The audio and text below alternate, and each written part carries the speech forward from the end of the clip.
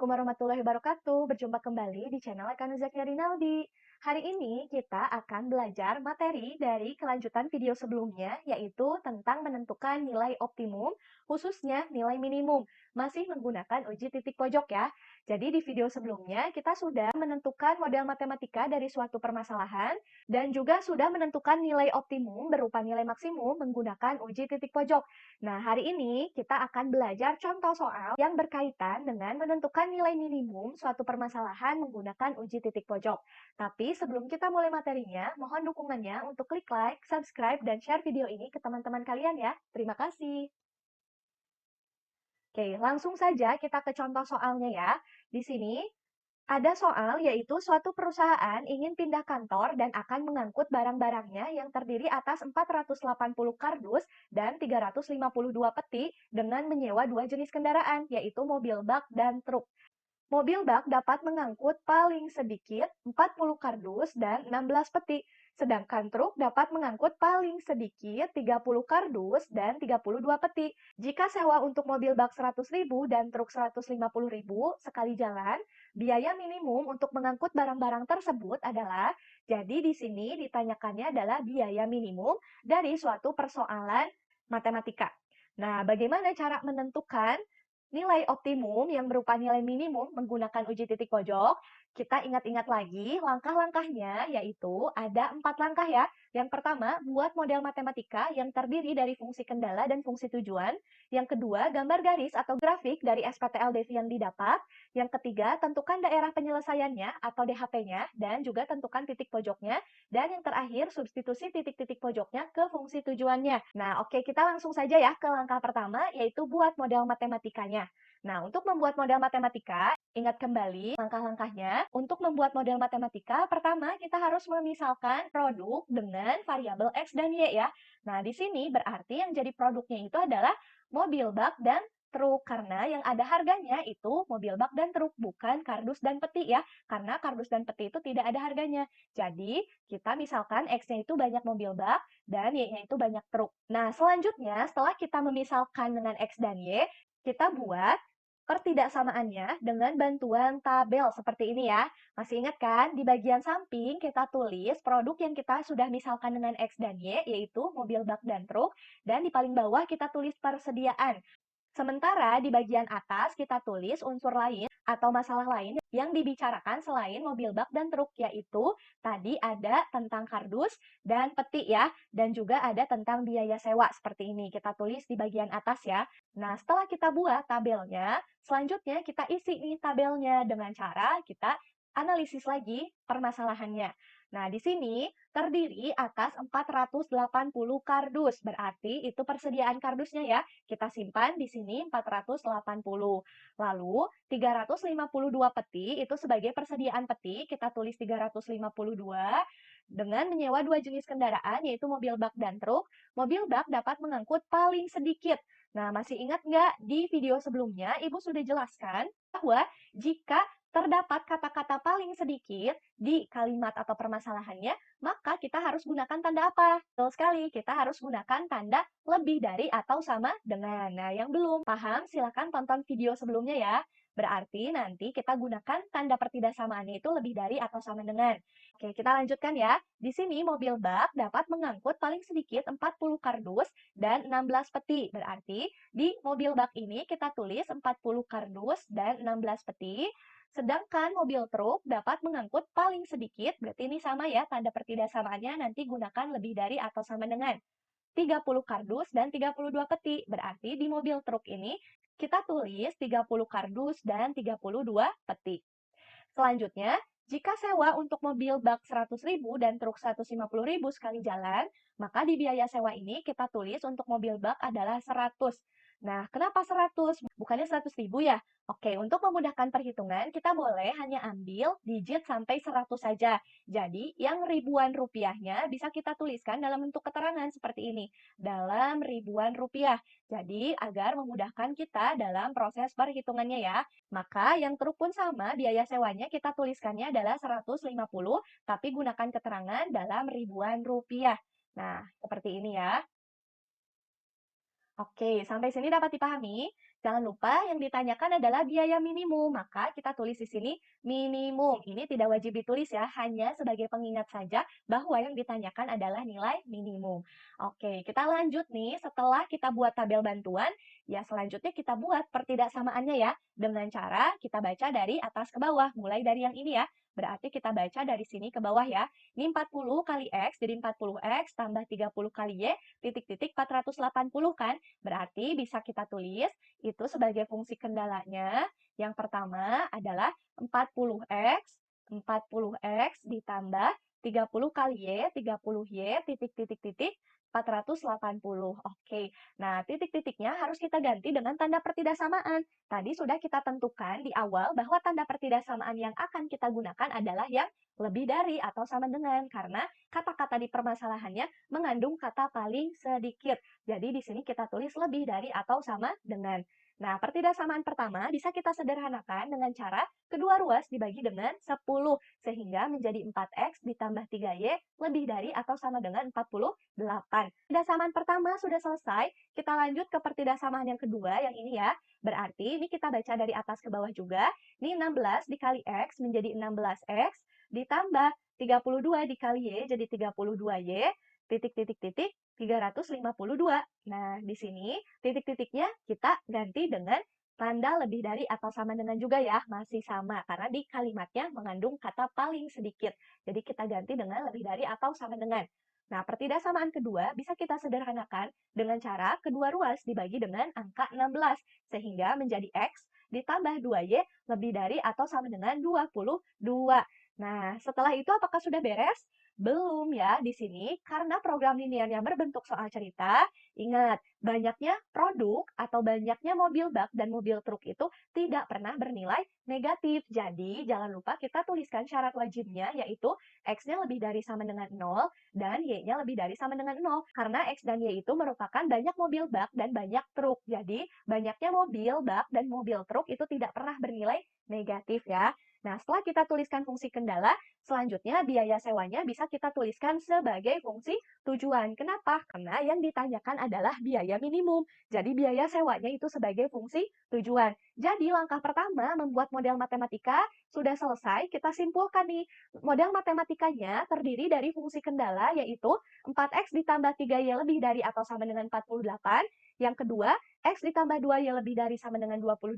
Yang ketiga, X-nya lebih dari sama dengan 0 dan Y-nya lebih dari sama dengan 0, serta fungsi tujuannya yang biayanya ya, berarti Fx, Y sama dengan 100X ditambah 150Y. Jangan lupa tulis keterangannya dalam ribuan rupiah. Sampai sini dapat dipahami? Oke, nah tadi kita sudah selesai mengerjakan langkah pertama. Selanjutnya kita akan kerjakan langkah kedua, yaitu gambar garis atau grafik dari SPTLDV yang sudah kita dapat barusan ya. Ibu tulis lagi fungsi kendala yang sudah kita dapat barusan beserta fungsi tujuannya. Nah, untuk langkah kedua, menggambar garis atau grafik itu tentu kita harus tentukan dulu titik potongnya ya. Mulai dari pertidaksamaan yang pertama dulu. Kita tentukan titik potongnya, tapi sebelumnya kita ubah dulu nih tanda pertidaksamaannya menjadi tanda sama dengan, sehingga menjadi 4X tambah 3Y sama dengan 48.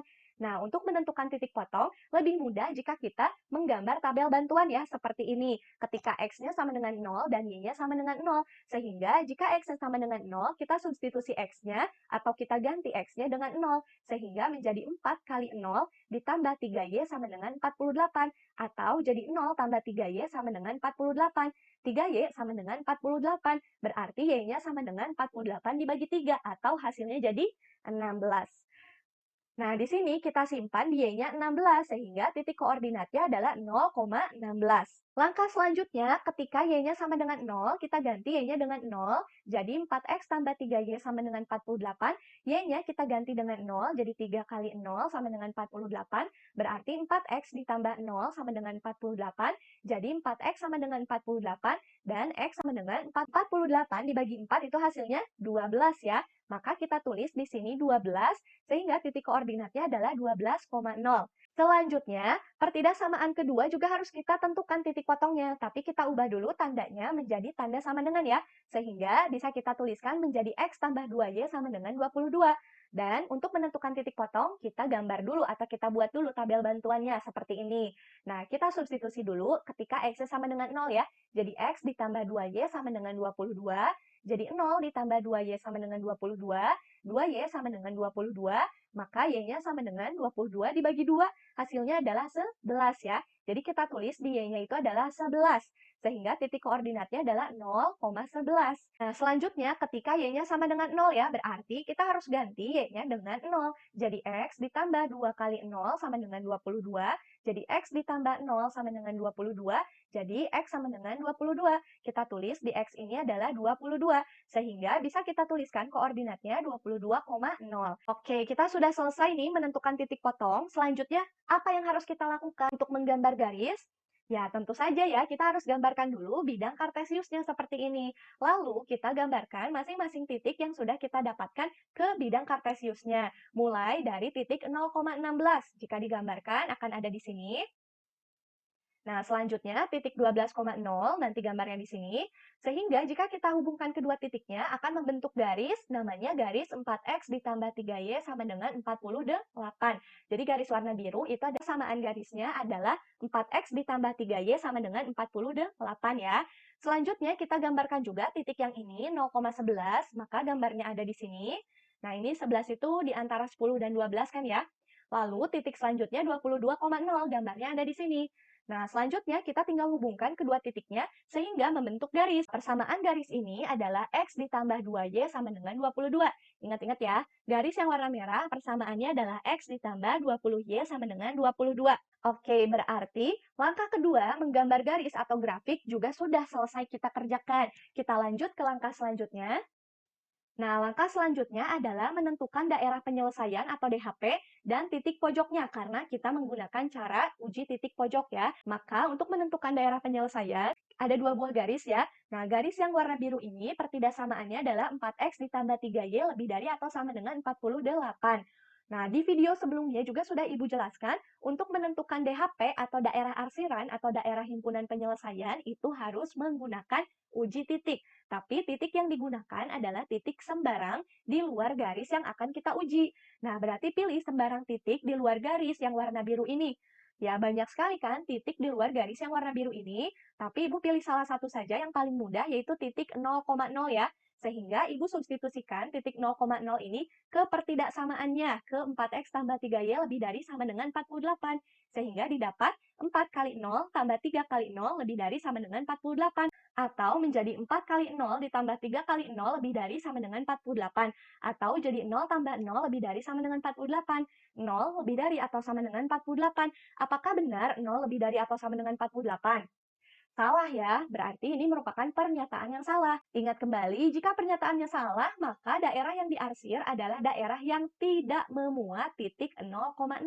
Berarti dari garis yang warna biru ini, kita jangan arsir daerah yang mendekati 0,0, karena itu salah. Jadi kita arsirnya daerah yang menjauhi titik 0,0. Tapi sudah Ibu jelaskan juga sebelumnya, agar lebih mudah menentukan DHP, agar kita tidak pusing menentukan daerah dengan arsiran terbanyak, maka kita gunakan kebalikannya ya. Jadi kita arsirnya itu bukan daerah yang benar, tapi daerah yang salah. Jadi kita arsir daerah yang salah. Tadi daerah yang salah itu adalah daerah yang memuat titik 0,0. Jadi dari garis yang warna biru ini, kita arsirnya menuju 0,0 atau seperti ini ya. Nah, gitu. Selanjutnya, untuk garis yang warna merah, pertidasamaannya adalah X tambah 2Y lebih dari sama dengan 22. Untuk menentukan daerah himpunan penyelesaian dari garis yang warna merah ini, kita juga pilih sembarang titik di luar garis ini. Nah, titiknya kita samakan saja ya, titik 0,0. Karena titik 0,0 juga berada di luar garis yang warna merah ya. Jadi, Ibu substitusi titik 0,0 ke pertidasamaannya ke X tambah 2Y lebih dari atau sama dengan 22, sehingga menjadi 0 tambah 2 kali 0 lebih dari sama dengan 22, 0 tambah 0 lebih dari sama dengan 22, 0 lebih dari sama dengan 22. Apakah ini pernyataan yang benar? Tidak ya, ini merupakan pernyataan yang salah, sehingga daerah yang diarsir adalah daerah yang tidak memuat titik 0,0. Seharusnya ya, tapi kan kita mau mengarsirnya yang salah, bukan yang benar ya, agar lebih mudah. Nah, sehingga kita arsirnya daerah yang salah. Daerah yang salah ya daerah yang memuat titik 0,0 kan.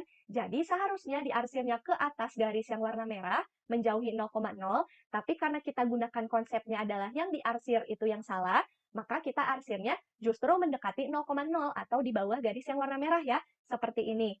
Nah, sampai sini dapat dipahami? Oke, jangan lupa tadi ada 4 pertidaksamaan ya. Ini yang pertama, ini yang kedua, lalu yang ketiga ada X lebih dari atau sama dengan 0. Seharusnya kalau X lebih dari atau sama dengan 0, diarsirnya di sebelah kanan 0, betul kan ya?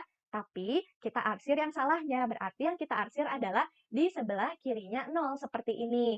Dan yang terakhir, pertidaksamaan yang keempat adalah Y lebih dari atau sama dengan 0. Seharusnya kita arsirnya dari 0 ke atas, betul kan ya? Tapi karena kita arsir yang salah, maka kita arsir kebalikannya, yaitu dari 0 ke bawah, atau seperti ini ya. Nah, sehingga kita dapatkan kalau konsep arsirannya yang salah, berarti menentukan DHP-nya adalah daerah terbersih, yang tidak ada arsiran sama sekali. Tapi jika kita menggunakan arsirannya adalah daerah yang benar, ya berarti kita pilih DHP-nya yang penuh dengan arsiran. Tapi itu kan pusing ya, susah untuk menentukan daerah dengan arsiran terbanyak, sehingga Ibu gunakan konsep kebalikannya, yaitu arsirlah daerah yang salah. Sehingga nanti tinggal tentukan DHP-nya itu adalah daerah yang paling bersih, yang tanpa ada arsiran sama sekali, yaitu daerah sini ya. Jadi ini adalah DHP-nya, dari sini sampai tak terhingga ke atas ya. Itu merupakan daerah himpunan penyelesaian. Sehingga di DHP ini kita dapat nih titik pojoknya. Yang pertama ada titik A, koordinatnya adalah 0,16, itu disebut titik pojok. Lalu ada titik B, koordinatnya 22,0, itu juga titik pojok. Dan yang terakhir ada titik C, tapi kita belum tahu nih koordinatnya.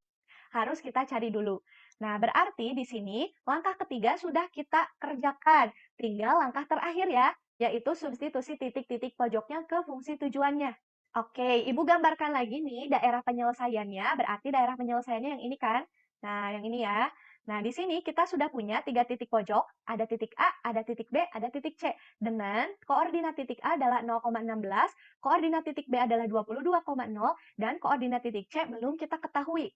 Tapi titik C merupakan perpotongan dari kedua garis yang warna biru dan warna merah. Sehingga untuk mencari koordinat titik C, ingat-ingat kembali pelajaran di kelas 8 SMP untuk menentukan titik potong dari dua buah garis dengan cara eliminasi atau substitusi kedua persamaan garisnya. Nah, garis yang warna biru di awal sudah kita dapatkan persamaan garisnya, yaitu 4X ditambah 3Y sama dengan 48. Dan garis yang warna merah sudah kita dapatkan juga persamaan garisnya di awal, yaitu X tambah 2Y sama dengan 22. Tapi, jika kita langsung mengeliminasi, tidak ada koefisien yang sama ya. Ini 4, ini 1, ini 3, ini 2, tidak ada koefisien yang sama. Sehingga kita perlu kalikan dulu dengan suatu bilangan agar koefisiennya sama. Misal kita akan mengeliminasi X, maka yang atas kita kali dengan 1 dan yang bawah kita kali dengan 4 agar koefisiennya sama. Sehingga yang atas menjadi tetap ya, 4X tambah 3Y sama dengan 48. Dan yang bawah menjadi 4X ditambah 8Y sama dengan 88. Lalu, kita akan eliminasi X dengan cara dikurang. 4X dikurangi 4X habis, 3Y kurangi 8Y jadi negatif 5Y, 48 kurangi 88 jadi negatif 40. Jadi Y-nya sama dengan negatif 40 dibagi negatif 5, atau Y-nya sama dengan 8. Nah, jika kita sudah temukan nilai Y-nya, bagaimana menentukan nilai X-nya? Kita tinggal substitusi nilai Y-nya ke salah satu persamaan yang belum diperbesar, berarti yang ini atau yang ini ya. Kita pilih angka terkecil saja agar perhitungannya mudah, berarti yang persamaan ini. Maka kita tulis X tambah 2Y sama dengan 22, dan kita ganti Y-nya dengan 8 menjadi X ditambah 2 kali 8 sama dengan 22, X ditambah 16 sama dengan 22, sehingga X sama dengan 6. 6-nya didapat dari 22 dikurangi 16 ya. Sehingga kita dapat nih titik koordinat C-nya adalah 6,8. Jadi harus berbentuk X, Y ya. 6 dulu baru 8. Sehingga titik C yang di sini itu titik koordinatnya adalah 6,8. Nah, jika kita sudah menentukan ketiga titik pojok beserta titik koordinatnya, maka kita tinggal substitusi titik pojok tersebut pada fungsi tujuan. Kita tulis lagi fungsi tujuan yang telah kita dapat di awal, yaitu fx, y sama dengan 100x ditambah 150y dalam ribuan rupiah ya, ingat. Nah, lalu kita substitusi ketiga titik pojok ini mulai dari titik A, yaitu 0,16, kita ganti X-nya dengan 0 dan Y-nya dengan 16, sehingga menjadi F 0,16 sama dengan 100 kali 0 ditambah 150 kali 16. Hasilnya adalah 0 ditambah 2.400. 0 ditambah 2.400, ya hasilnya 2.400 ya. Tapi kok di sini 2.400.000? Ingat, di sini kan tadi dalam ribuan rupiah. Kita dapat hasilnya 2.400, tapi dalam ribuan rupiah. Berarti kita harus tambahkan 3 digit 0 ya. Nah, titik pojok yang pertama sudah selesai kita substitusi. Kita lanjut ke titik pojok yang kedua, yaitu B 22,0. Kita substitusi X dan Y-nya menjadi F 22,0 sama dengan 100 dikali 22 ditambah 150 kali 0. Hasilnya menjadi 2.200 ditambah 0 atau menjadi 2.200.000. Ingat, 2.200 ditambah 0 itu 2.200, tapi tadi fungsi tujuannya dalam ribuan rupiah karena kita singkat ya di awal, maka di sini harus kita tambahkan 3 digit 0 juga. Nah, selanjutnya untuk titik pojok yang terakhir yaitu titik C 6,8, kita substitusi X dan Y-nya dengan 6 dan 8 sehingga menjadi F 6,8 sama dengan 100 dikali 6 ditambah 150 kali 8. Hasilnya menjadi 600 ditambah 1.200 atau hasilnya menjadi 1.800.000 ya, ditambah 3 digit juga.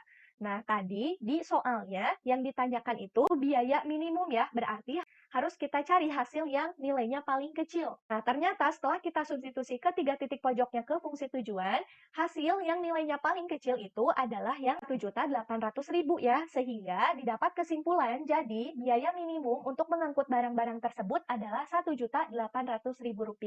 Bagaimana? Dapat dipahami ya? Cukup mudah kan? Semoga video pembelajarannya bermanfaat dan dapat kalian pahami materinya. Terima kasih atas dukungannya. Sampai ketemu lagi di video selanjutnya.